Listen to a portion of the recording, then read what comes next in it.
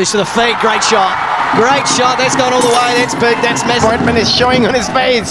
He fancied that one.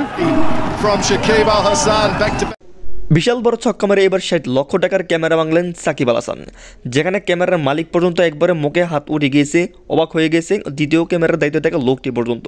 প্রিয় দর্শক, তাই তো আইসিসি থেকে বড় জরিমানার মুখে সাকিব আল হাসান। টাকা না দিতে পারলে যে কোনো ৩ ফরম্যাটের মধ্যেই নিষিদ্ধ হতে পারেন সাকিব। প্রিয় দর্শক, ব্যাটিং প্রান্তে তখন সাকিব আল হাসান অসাধারণ বড় একটি ছক্কা মেরেছে, প্রশংসা করার মতো। কিন্তু এই ছক্কায় যে সাকিবের কাল হয়ে দাঁড়াবে কি জানতো? ৬০ লক্ষ টাকায় শেষ সাকিবের। আর ক্যামেরার দায়িত্বে থাকা দ্বিতীয় লোকটি ব্লুটুথের মাধ্যমে জানতে পারে তাদের ক্যামেরা ভেঙে গিয়েছে। আর এতে চিন্তার মধ্যে পড়ে গিয়েছে ক্যামেরার দায়িত্বে থাকা দুজন লোক। প্রথম লোকের মুখে তো একবার হাত উঠিয়ে গিয়েছে, পুরো ভাবনার মধ্যে পড়ে গিয়েছে, কেননা ৬০ লক্ষ টাকার ক্যামেরা। আর ক্যামেরা ভেঙে সাকিব তার দলের সেই ব্যাটসম্যানের কাছে গিয়ে বলে, ক্যামেরা কি সত্যি ভেঙে গেছে?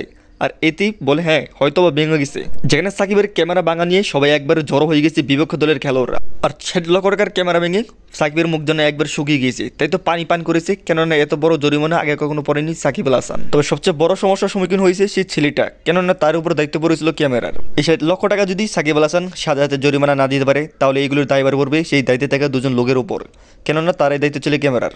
প্রিয় দর্শক, তাই তো আইসিসি থেকে এরকম একটি বড় জরিমানার মুখে পড়তে চলেছেন সাকিব আল হাসান। প্রিয় দর্শক, সাকিব আল হাসানের এত জরিমানার মুখে পড়েছেন, এ নিয়ে আপনার মন্তব্য কি? কমেন্ট করুন কমেন্ট বক্সে। আপনারা যদি এই চ্যানেলটিতে নতুন থাকেন, প্লিজ এই চ্যানেলটি সাবস্ক্রাইব করে পাশে থাকবেন। আমি প্রতিনিয়ত ক্রিকেট খেলার সকল খবর এই চ্যানেল নিয়ে দিতে থাকি। সবাই ভালো থাকবেন, সুস্থ থাকবেন, টেক কেয়ার, টেক লাভ।